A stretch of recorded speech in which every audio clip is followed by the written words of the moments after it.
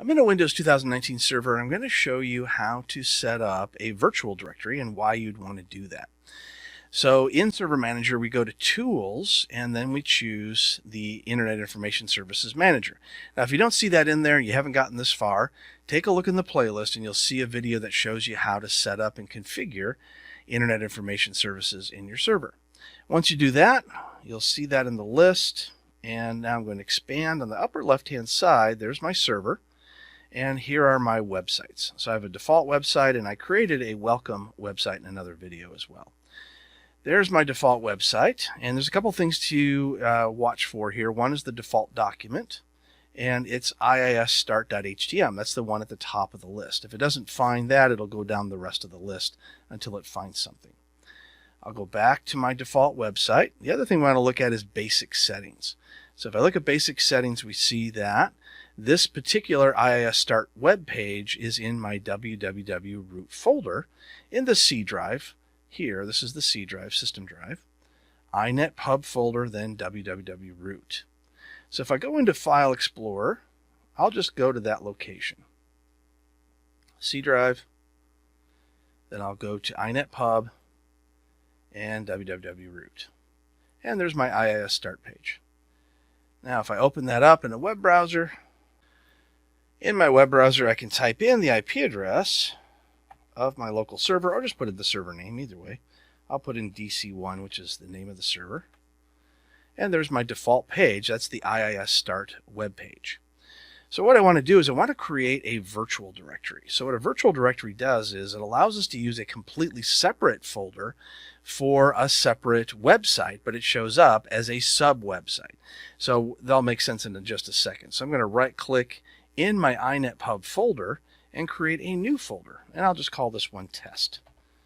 So we know that the website is located in www root, but my virtual directory is going to be located in a different folder called test.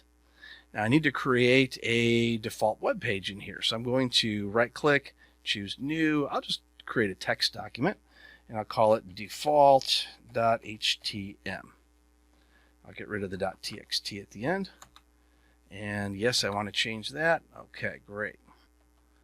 Now I want to open it with Notepad so I can make a change to it. And I'll say this is my virtual directory. Now remember that directories and folders basically mean the same thing. So this originally happened because Macintosh, through Apple, called their computer folders, and Windows back in the DOS days called theirs directories, but eventually everybody just started calling them folders. So that's how we ended up with two different words to mean the same thing. All right, so now I've got my test folder with the default.htm in it. I'm going to go back into Iis, and I'm going to go back to my default website. I'm going to create a new virtual directory. So I right-click on my default website, click Add Virtual Directory. I'm going to give this an alias of test. Now that's important. Whatever you put in as the alias, that's going to be part of the path in the URL. So then I'm going to click the physical path. I'm going to choose the C drive, go to iNet pub, and my test folder. There we go. If I go to my default document, I see that the default.htm is in the list. I'm going to move it up to the top, even though there is no other file, but just so we know that that's the one that we're going to be using. So if I go back into my web server, now I'm going to put in DC1/test. And there we go. This is my virtual directory. So it is a sub website, so to speak, that we call a virtual directory, but in reality it's in a completely different folder. So why would we want to create this? Well, there's several different reasons. Many companies use this virtual directory as a location for testing out a redesign for their website. Other companies use it to separate their clients, so they'll put a different client in each one of those virtual directories.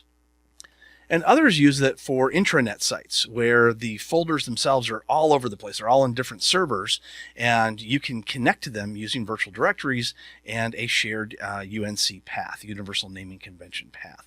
So for instance, I don't have to have the folder on this server to make a virtual directory work. I could put this on a completely different server and just connect to that server using a standard file share. And that's the reasons why you'd want to create a virtual directory. I'm sure you can come up with some on your own as well. And that's how we create it in IIS in Windows Server 2019.